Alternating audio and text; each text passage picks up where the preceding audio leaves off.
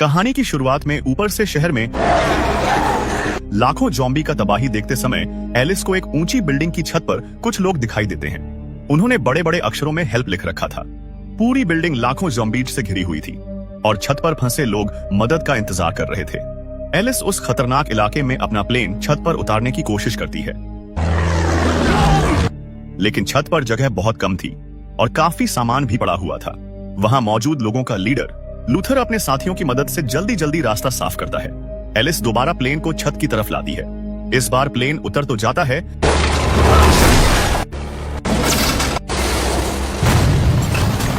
लेकिन उसे केबल से रोकने की कोशिश की जाती है। फिर भी प्लेन छत की दीवार तोड़कर आधा बाहर लटक जाता है। नीचे लाखों ज़ॉम्बीज खड़े थे। अगर प्लेन नीचे गिर जाता तो किसी का बचना नामुमकिन था। तभी केबल टूट जाती है और प्लेन नीचे गिरने ही वाला होता है, लेकिन सही समय पर लूथर छलांग लगाकर प्लेन को पकड़ लेता है। इसके बाद बाकी लोग भी उसकी मदद करते हैं और किसी तरह प्लेन को वापस छत पर खींच लेते हैं। लेकिन उनकी मुसीबत अभी खत्म नहीं हुई थी। कुछ ही देर बाद बिल्डिंग के अंदर से ज़ॉम्बीज छत पर पहुंच जाते हैं। उनमें से एक ज़ॉम्बी हमला करने ही वाला था कि लूथर अपनी बंदूक से उसे गोली मार देता है। उसी समय और भी ज़ॉम्बीज छत का दरवाजा तोड़कर बाहर निकल आते हैं। सौभाग्य से इन लोगों के पास काफी हथियार थे। सभी मिलकर सामने से आ रहे ज़ॉम्बीज पर लगातार गोलियां चलाने लगते हैं। लेकिन तभी दूसरी तरफ का गेट भी टूट जाता है और वहां से भी बड़ी संख्या में ज़ॉम्बीज हमला करने लगते हैं। एलिस उन्हें आते हुए देख लेती है और अपनी बंदूक से एक एक करके उन्हें मार गिराती है। फिर भी ज़ॉम्बीज की भीड़ लगातार बढ़ती जाती है। अब पांचों लोग लड़ते हुए वहां से निकलने लगते हैं। एलिस सबको नीचे बाथरूम की तरफ जाने के लिए कहती है, क्योंकि वहीं एक सुरंग का रास्ता था जिससे वे बिल्डिंग से बाहर निकल सकते थे। सभी लोग लिफ्ट में बैठ जाते हैं, लेकिन लिफ्ट का स्विच काम नहीं करता। तब वे लिफ्ट का गेट बंद कर लेते हैं। उधर एलिस बाकी लोगों को कवर देने के लिए बाहर ही रुक जाती है। एलिस लिफ्ट के ऊपर एक बम फेंक देती है। जैसे ही बम फटता है, लिफ्ट तेजी से नीचे गिरने लगती है। नीचे पहुंचते ही लिफ्ट सीधे पानी में आ गिरती है, लेकिन पानी में डूबने से पहले ही सभी लोग सही समय पर बाहर निकल जाते हैं और बाथरूम की तरफ बढ़ने लगते हैं, क्योंकि वहीं सुरंग का रास्ता था। दूसरी तरफ एलिस खुद को एक रस्सी से बांध लेती है और छत पर मौजूद ज़ॉम्बीज पर लगातार गोलियां चलाने लगती है। लेकिन ज़ॉम्बीज की संख्या इतनी ज्यादा थी कि उन्हें रोक पाना नामुमकिन था। हालात बिगड़ते देख एलिस भागना शुरू कर देती है। भागते हुए वह ज़ॉम्बीज के बीच एक बैग फेंक देती है जिसमें टाइम बम लगा हुआ था। उसके पीछे सैकड़ों ज़ॉम्बीज दौड़ रहे थे। तभी एलिस छत से छलांग लगा देती है। उसके पीछे कई ज़ॉम्बीज भी नीचे कूद जाते हैं। उसी समय टाइम बम में जोरदार धमाका होता है। धमाके की वजह से छत पर मौजूद लगभग सारे ज़ॉम्बीज मारे जाते हैं। एलिस ने पहले से खुद को रस्सी से बांध रखा था, इसलिए वह तेजी से बिल्डिंग के नीचे पहुंच जाती है। लेकिन नीचे भी बड़ी संख्या में ज़ॉम्बीज उसका इंतजार कर रहे थे। एलिस अपनी दोनों बंदूकें निकालती है और लगातार फायरिंग शुरू कर देती है। वह अपनी जान बचाने के लिए चारों तरफ से घिरे ज़ॉम्बीज को मारती जाती है। तभी लूथर पीछे से पहुंचता है और ज़ॉम्बीज पर गोलियां चलाना शुरू कर देता है। इन सामने ज़ॉम्बीज की भारी भीड़ खड़ी थी। तभी एलिस अपनी दोनों बंदूकें फेंक देती है और अपनी सबसे खतरनाक गन निकालती है। जैसे ही वह फायर करती है, सामने खड़े सारे ज़ॉम्बीज पल भर में मारे जाते हैं। उस हथियार से निकलने वाली गोलियां इतनी ताकतवर थीं कि दीवार के अंदर तक धंस जाती थीं। रास्ता साफ होते ही एलिस भागकर आखिरकार लूथर के पास पहुंच जाती है। लूथर सही समय पर बिल्डिंग का दरवाजा बंद कर देता है, जिससे ज़ॉम्बीज बाहर ही रह जाते हैं। लेकिन खतरा अभी भी टला नहीं था, क्योंकि बाहर लाखों ज़ॉम्बीज मौजूद थे और वे किसी भी वक्त दरवाजा तोड़कर अंदर घुस सकते थे। लेकिन सवाल यह है कि आखिर पूरी दुनिया में इतने सारे ज़ॉम्बी आए कहां से? असल में कई साल पहले अम्ब्रेला कॉर्पोरेशन नाम की एक कंपनी ने जमीन के नीचे गुप्त लैब में एक बेहद खतरनाक वायरस तैयार किया था। इसी वायरस की चपेट में सबसे पहले एक लड़की आ जाती है। यहीं से कहानी हमें जापान के टोक्यो शहर में ले जाती है। तेज बारिश के बीच सड़क पर खड़ी वही संक्रमित लड़की अचानक एक आदमी पर टूट पड़ती है। बस इसी एक हमले के बाद यह वायरस आग की तरह फैलने लगता है। देखते ही देखते पूरा टोक्यो और फिर दुनिया के कई देश इसकी चपेट में आ जाते हैं। कुछ ही समय में ज्यादातर इंसान खूंखार ज़ॉम्बी बन चुके थे। इस पूरी तबाही का जिम्मेदार अम्ब्रेला कॉर्पोरेशन था, जिसका चेयरमैन अल्बर्ट वेस्कर जमीन के नीचे बने अपने गुप्त मुख्यालय में छिपा बैठा था। लेकिन उसे बिल्कुल भी अंदाजा नहीं था कि एलिस अपने सभी क्लोन के साथ उसी हेडक्वार्टर के अंदर घुस चुकी है। कुछ ही देर में अम्ब्रेला के सैनिकों को घुसपैठ की खबर मिल जाती है। सभी हथियार लेकर लिफ्ट के सामने तैनात हो जाते हैं। जैसे ही लिफ्ट का दरवाजा खुलता है, अंदर कोई दिखाई नहीं देता। सभी की नजर सामने थी, लेकिन अगले ही पल एलिस पीछे से हमला बोल देती है। वह निंजा स्टार और तलवार की मदद से पूरे दस्ते का सफाया कर देती है। इसके बाद वह हवा में घूमते हुए अपनी टूटी हुई तलवार फेंकती है। तलवार सीधे आखिरी बचे सैनिक के सिर में जाकर लगती है और उसकी भी वहीं मौत हो जाती है। लेकिन खतरा अब भी खत्म नहीं हुआ था। कुछ ही पल बाद और सैनिक वहां पहुंच जाते हैं।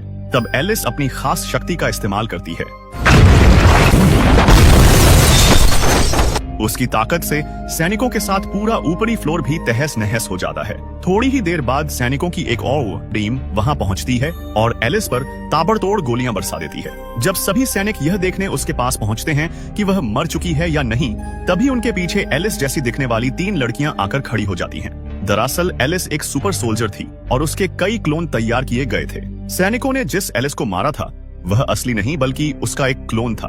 अब एलिस के बाकी क्लोन अलग अलग रास्तों से पूरे मुख्यालय में घुसकर हमला शुरू कर देते हैं। दूसरी तरफ कंट्रोल रूम में बैठा वेस्कर मॉनिटर पर यह सब देख रहा था। उसे समझ गया था कि एलिस के क्लोन जल्द ही उसके पास पहुंच जाएंगे, इसलिए उसने पूरे हेडक्वार्टर को सील करने का आदेश दे दिया और अंदर मौजूद सभी लोगों को उनकी मौत के भरोसे छोड़ दिया। तभी एक कर्मचारी उसे रोकते हुए कहता है कि हेडक्वार्टर के अंदर अभी भी बहुत सारे लोग फंसे हुए हैं। लेकिन वेस्कर को किसी की जान की कोई परवाह नहीं थी। वह उसी वक्त कर्मचारी को गोली मार देता है। वेस्कर जैसे ही पूरे मुख्यालय को लॉक करने वाला होता है, तभी एलिस के 2 क्लोन एक पिलर की आड़ से निकलते हैं और सैनिकों के बीच ग्रेनेड फेंक देते हैं। इसके बाद दोनों लगातार फायरिंग करते हुए कांच तोड़कर नीचे वाले सेक्टर में छलांग लगा देते हैं। ग्रेनेड फटते ही पूरे सेक्टर में मौजूद सैनिक मारे जाते हैं। फिर एलिस और उसका क्लोन कंक्रीट में एक हुक फंसा देते हैं और रस्सी के सहारे नीचे उतरते हुए सीधे वेस्कर तक पहुंचने निकल पड़ते हैं। नीचे उतरते हुए रास्ते में जो भी सैनिक सामने आया, एलिस और उसके क्लोन ने किसी को भी नहीं छोड़ा। दूसरी तरफ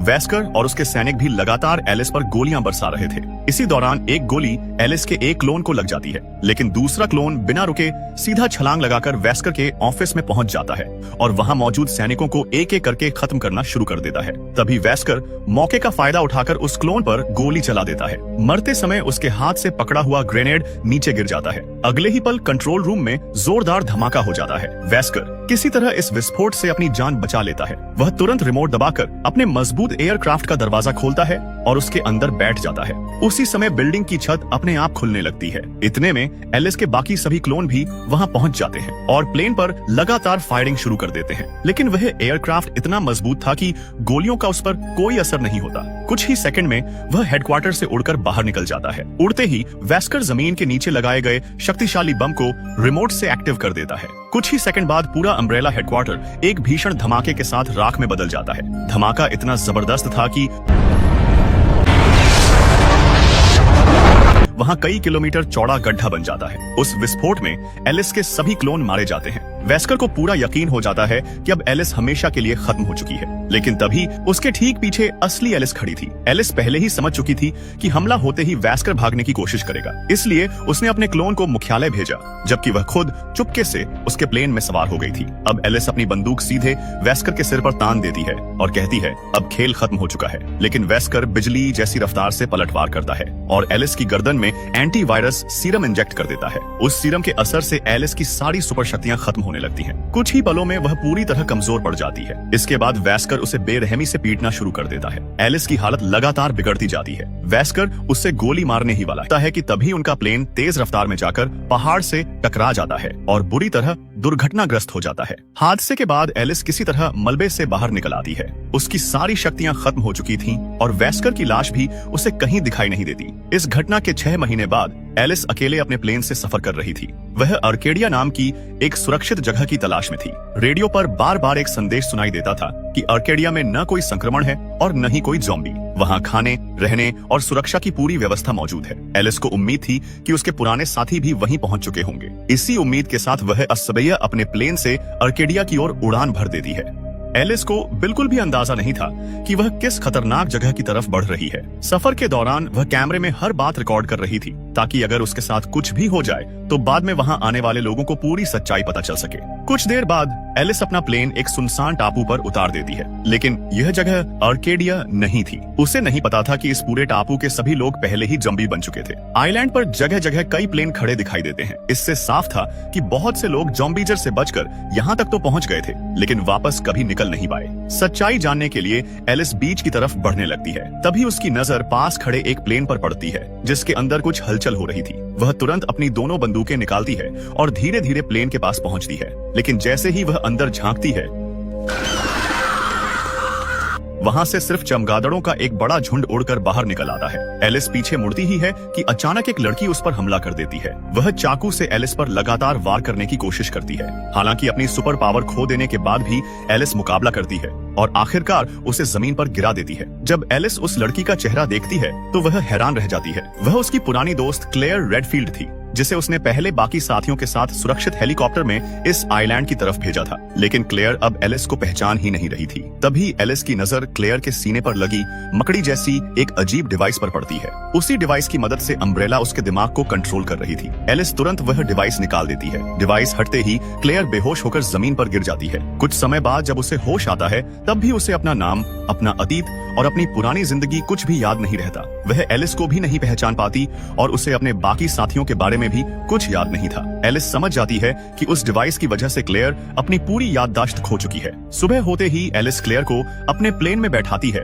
और दोनों वहाँ से निकल पड़ते हैं। कई घंटों की उड़ान के बाद वे लॉस एंजेलिस पहुँचते हैं। पूरा शहर तबाही में बदल चुका था। ऊंची ऊंची इमारतें जल चुकी थीं। सड़कों पर हजारों ज़ॉम्बीज़ खुलेआम घूम रहे थे। उसी समय एक आदमी की नजर आसमान में उड़ रहे एलिस के प्लेन पर पड़ती है। वह तुरंत जोर जोर से हॉर्न बजाना शुरू कर देता है ताकि एलिस का ध्यान उनकी तरफ जाए। हॉर्न की आवाज सुनते ही उसके बाकी साथी भी बिल्डिंग की छत पर आ जाते हैं। ये वही सीन है जो हम फिल्म की शुरुआत में देख चुके थे, जब एलिस किसी तरह अपना प्लेन ज़ॉम्बीज़ से घिरी बिल्डिंग की छत पर उतारने में कामयाब हो जाती है। प्लेन से बाहर निकलते ही लूथर एलिस के पास आता है और दोनों एक दूसरे से हाथ मिलाकर अपना परिचय देते हैं। इसके बाद लूथर क्लेयर से भी हाथ मिलाने के लिए आगे बढ़ता है, लेकिन क्लेयर बिना कोई जवाब दिए वहाँ से चली जाती है। छत पर मौजूद सभी लोग एलिस को देखकर राहत की सांस लेते हैं। उन्हें लगता है कि ज़ॉम्बी की नर्क से आर्केडिया वालों ने एलिस को उनकी मदद के लिए भेजा है, लेकिन एलिस साफ बता देती है कि उसे किसी ने नहीं भेजा। वह तो खुद बचे हुए लोगों की तलाश करते करते यहाँ पहुंची है। इसके बाद लूथर एलिस को एक दूरबीन देता है और समुद्र की तरफ देखने के लिए कहता है। दूरबीन से देखने पर एलिस को पता चलता है कि आर्केडिया कोई शहर नहीं बल्कि समुद्र में खड़ा एक विशाल जहाज है। वहीं से लगातार रेडियो सिग्नल भेजे जा रहे थे। अब यहाँ से निकलने का सिर्फ एक ही रास्ता था। इन लोगों को लाखों ज़ॉम्बीज़ के बीच से बचते हुए किसी तरह उस जहाज तक पहुँचना होगा, तभी उनकी जान बच सकती थी। एलिस यह पूरी बात क्लेयर को भी बता देती है।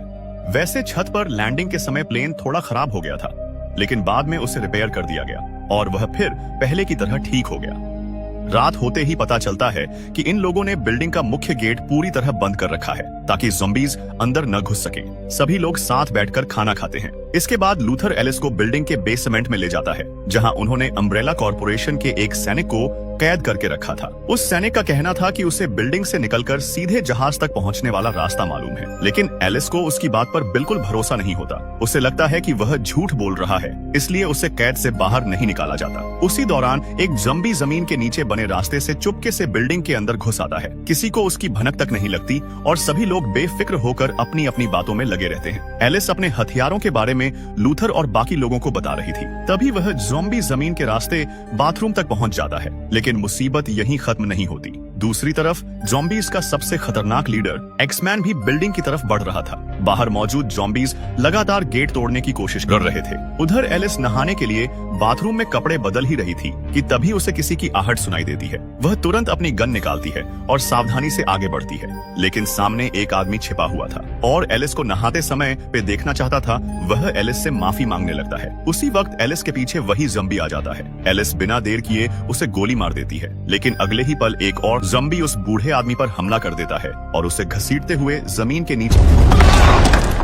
सभी लोग उस सुरंग के पास पहुंचते हैं और नीचे झांक कर देखते हैं, जहां चारों तरफ ज़ॉम्बी घूम रहे थे। अब सबको समझ आ चुका था कि यह बिल्डिंग अब ज्यादा देर तक सुरक्षित नहीं रहने वाली। अगर जान बचानी है तो जल्द से जल्द यहाँ से निकलना होगा। एलिस बताती है कि उसके प्लेन में सिर्फ 2 लोग ही बैठ सकते हैं। यह सुनकर सभी निराश हो जाते हैं। जब कोई दूसरा रास्ता नहीं बचता तब वे उस अम्ब्रेला सोल्जर को आजाद कर देते हैं, जिसे बाहर निकलने का रास्ता पता था। आजाद होते ही वह सबको एक बड़े लोहे के गेट तक ले जाता है। गेट के पीछे एक टैंक रखा हुआ था। सबका प्लान था कि उसी टैंक में बैठकर ज़ॉम्बीज़ को कुचलते हुए यहाँ से निकला जाए, लेकिन पास पहुंचने पर पता चलता है कि गेट का लॉक बंद है। सोल्जर कहता है कि वह गैस कट्टर से इसे काट सकता है। तभी ज़ॉम्बीज़ का खतरनाक लीडर वहां पहुंच जाता है और अपनी भारी कुल्हाड़ी से गेट तोड़ने की कोशिश करने लगता है। उसे देखकर क्लेयर घबरा जाती है। उधर एलिस और वही सोल्जर बेसमेंट में रखे हथियार लेने निकलते हैं, लेकिन वहां तक पहुंचते पहुंचते पूरा बेसमेंट पानी से भर चुका था। सोल्जर चेतावनी देता है कि इस पानी के अंदर भी जम्बी हो सकते हैं। तभी एक दूसरी लड़की भी उनके साथ हथियार लाने चल पड़ती है। बाहर जम्बी लीडर लगातार लोहे का गेट तोड़ रहा था। लूथर उसके सिर पर गोली चलाता है, लेकिन उस पर कोई असर नहीं होता। इसी बीच बाकी लोग गैस कटर से गेट खोलने में लगे रहते हैं। एलिस बिना देर किए पानी में छलांग लगा देती है। तीनों पानी के अंदर बेसमेंट की ओर बढ़ते हैं, जहां कई ज़ॉम्बी भी तैर रहे थे। फिर भी वे किसी तरह नीचे तक पहुंच जाते हैं। एलिस अपनी तलवार निकाल लेती है, जबकि सोल्जर रास्ता देखने के लिए रेड फ्लेयर जलाकर आगे फेंक देता है। तभी पानी में छिपा एक ज़ॉम्बी अचानक उस लड़की को पकड़कर अपने साथ खींच ले जाता है। उसी समय दूसरा ज़ॉम्बी एलिस पर झपटता है, लेकिन एलिस उसकी खुली हुई जबड़े में सीधे तलवार घुसा देती है। देखते ही देखते कई और ज़ॉम्बी पानी से निकलकर हमला कर देते हैं। तीनों भागते हुए बेसमेंट के कमरे में पहुंचते हैं और तुरंत दरवाजा बंद कर देते हैं। अंदर रेड फ्लेयर की रोशनी में उन्हें अम्ब्रेला के कई ताकतवर हथियार रखे हुए मिलते हैं। इधर बाहर गैस कटर से लोहे का गेट भी खुल चुका था, लेकिन जब लोगों ने टैंक को ध्यान से देखा तो पता चला कि उसका इंजन पहले से बाहर निकला हुआ है, यानी टैंक से भागने का पूरा प्लान बेकार हो गया। यह देखकर एक लालची आदमी अपना आपा खो बैठता है और गुस्से में सोल्जर को गोली मार देता है। उसका इरादा अपने साथी के साथ प्लेन लेकर अकेले भागने का था। उसी समय ज़ॉम्बी लीडर अपनी कुल्हाड़ी से भारी लोहे का गेट भी तोड़ देता है। दूसरी तरफ एलिस और बाकी लोग हथियार लेकर बेसमेंट से बाहर निकल आते हैं। लालची आदमी जल्दी से प्लेन स्टार्ट कर देता है। जब बाकी लोग उसे रोकने की कोशिश करते हैं तो वह उन पर गोलियां चलाने लगता है। प्लेन उड़ते हुए नीचे झुकता है और कई ज़ॉम्बी उससे टकराकर मारे जाते हैं। इसके बाद वह प्लेन लेकर वहां से भाग निकलता है। अब एलिस, लूथर और बाकी बचे लोग यही सोच रहे थे कि आखिर बिल्डिंग से निकलकर ज़ॉम्बीज के बीच से आर्केडिया जहाज तक कैसे पहुंचा जाए। तभी पीछे से एक ज़ॉम्बी हमला करने ही वाला था कि लूथर समय रहते उसे गोली मार देता है। अगले ही पल छत पर चारों तरफ से ज़ॉम्बी टूट पड़ते हैं। सभी मिलकर लगातार फायरिंग करते हुए किसी तरह उनका सामना करते हैं। इसके बाद सभी बाथरूम तक पहुंच जाते हैं। अब उनका इरादा उसी सुरंग के रास्ते समुद्र तक निकलने का था। सबसे पहले लूथर और सोल्जर सुरंग में उतरते हैं। ऊपर बिल्डिंग में अब सिर्फ एलिस, क्लेयर और एक छोटा लड़का रह जाते हैं। तभी ज़ॉम्बी लीडर वहां पहुंचकर अपनी कुल्हाड़ी से उस लड़के पर जानलेवा वार कर देता है। यह देखकर एलिस हवा में उछलती है और एक जोरदार लात सीधे उसके सिर पर मारती है। लेकिन ज़ॉम्बीज का लीडर बेहद ताकतवर था, उस पर कोई असर नहीं हो रहा था। तभी उसने अपनी भारी कुल्हाड़ी से एलिस पर हमला कर दिया। एलिस पहले वार से तो बच जाती है, लेकिन अगले ही वार में कुल्हाड़ी लगते ही बेहोश होकर गिर जाती है। ज़ॉम्बी लीडर अब उसे मारने ही वाला था कि तभी क्लेयर पीछे से गोली चला देती है, लेकिन उस पर इसका भी कोई असर नहीं पड़ता। इसके बाद वह क्लेयर पर हमला कर देता है। क्लेयर किसी तरह उसके वारों से बचती रहती है। अब ज़ॉम्बी लीडर पूरी तरह गुस्से में था। वह क्लेयर के पीछे दौड़ता है, लेकिन क्लेयर उसे बार बार चकमा दे देती है। आखिरकार वह मुकाबला करने के लिए तैयार हो जाती है। जैसे ही ज़ॉम्बी लीडर उसकी ओर बढ़ता है, क्लेयर की नजर जमीन पर पड़ी एलिस की बड़ी शॉटगन पर जाती है। दोनों एक दूसरे की तरफ दौड़ते हैं। तभी क्लेयर सही समय पर फिसलकर शॉटगन उठा लेती है और सीधे उस पर फायर कर देती है। शॉटगन की गोली लगते ही ज़ॉम्बी लीडर घुटनों के बल गिर जाता है। क्लेयर को लगता है कि वह मर चुका है, लेकिन अगले ही पल वह उठकर अपनी विशाल कुल्हाड़ी क्लेयर की तरफ फेंक देता है। उसी समय एलिस आकर क्लेयर को बचा लेती है। फिर अपनी दूसरी शॉटगन से ज़ॉम्बी लीडर का सिर उड़ा देती है। इस बार वह हमेशा के लिए मारा जाता है। इसके बाद एलिस और क्लेयर सुरंग के अंदर पहुंचती हैं, जहां उन्हें लूथर मिल जाता है। तीनों उस नाले तक पहुंचते हैं जो समुद्र की ओर जाता था, लेकिन जैसे ही लूथर बाहर निकलने वाला होता है, पीछे से एक ज़ॉम्बी उसे पकड़कर अंधेरे में खींच ले जाता है। उसी समय सुरंग का रास्ता भी बंद हो जाता है। मजबूर होकर बाकी लोग समुद्र के किनारे पहुंच जाते हैं। किनारे पर उन्हें एक छोटी बोट मिल जाती है। उसी से वे आर्केडिया जहाज की ओर निकल पड़ते हैं। पूरे समुद्र में घना कोहरा फैला हुआ था। आखिरकार वे उस विशाल जहाज तक पहुंच जाते हैं और सीढ़ियों से ऊपर चढ़ जाते हैं। जहाज पर पहुंचते ही एलिस की नजर अपने प्लेन पर पड़ती है, यानी जो लालची आदमी प्लेन लेकर भागा था वह भी यहीं पहुंच चुका था। पूरे जहाज पर सन्नाटा था, किसी का कोई निशान नहीं था। एलिस और उसके साथियों को अंदाजा नहीं था कि उनके सामने कितना बड़ा खतरा है।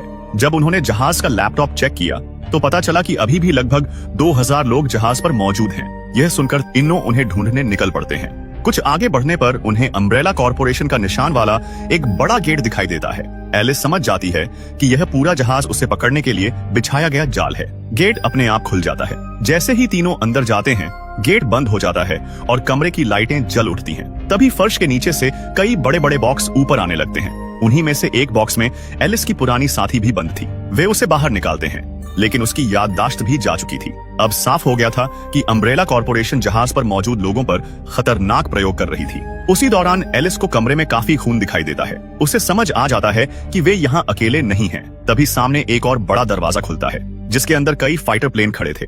जैसे ही एलिस अंदर जाती है, दरवाजा अपने आप बंद हो जाता है। आगे बढ़ने पर उसे अम्ब्रेला कॉर्पोरेशन का वही मालिक वेस्कर दिखाई देता है, जो पहले हुए प्लेन ब्लास्ट से बच गया था। उसी वक्त उसके पीछे से 2 ज़ॉम्बी कुत्ते बाहर आ जाते हैं। एलिस उन्हें मारने के लिए अपनी शॉटगन निकालती है, लेकिन वे वेस्कर के इशारों पर चल रहे थे। तभी पीछे से वही लालची आदमी भी वहां पहुंच जाता है। मजबूर होकर एलिस अपनी दोनों शॉटगन नीचे फेंक देती है। अब उसे पता चलता है कि वेस्कर खुद भी ज़ॉम्बी वायरस से संक्रमित हो चुका है। वह एलिस के खास डीएनए की मदद से खुद को ठीक करना चाहता था। एलिस पास रखी एक ट्रे पर लात मारती है। उसमें रखे चाकू वेस्कर की तरफ उड़ते हैं, लेकिन वह बच जाता है। इसी बीच एलिस लालची आदमी को धक्का देकर दूर कर देती है, लेकिन जैसे ही वह अपनी शॉटगन उठाने के लिए झुकती है, वेस्कर का पालतू ज़ॉम्बी कुत्ता उसके सामने आकर खड़ा हो जाता है। अब दोनों ज़ॉम्बी कुत्ते मिलकर एलिस को दोनों तरफ से घेर लेते हैं। तभी पीछे से क्लेयर और सोल्जर भी वहां पहुंच जाते हैं। उसी समय वेस्कर की आंखें चमकने लगती हैं। अब वह पहले जैसा इंसान नहीं रह गया था। पलक झपकते ही वेस्कर क्लेयर और सोल्जर पर टूट पड़ता है।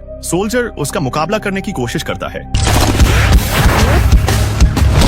लेकिन वेस्कर की ताकत के सामने टिक नहीं पाता। वेस्कर क्लेयर को पकड़ लेता है। क्लेयर उसके पैर में चाकू घोंप देती है, लेकिन उस पर कोई असर नहीं होता। वह गन से भी फायर करती है, फिर भी वेस्कर बच निकलता है। इसके बाद वह दोनों को एक ग्लास चैम्बर में बंद कर देता है। उधर एक ज़ॉम्बी कुत्ता एलिस पर झपटता है, लेकिन एलिस बच जाती है। जैसे ही वह दोबारा हमला करता है, एलिस अपनी शॉटगन से उसे उड़ा देती है।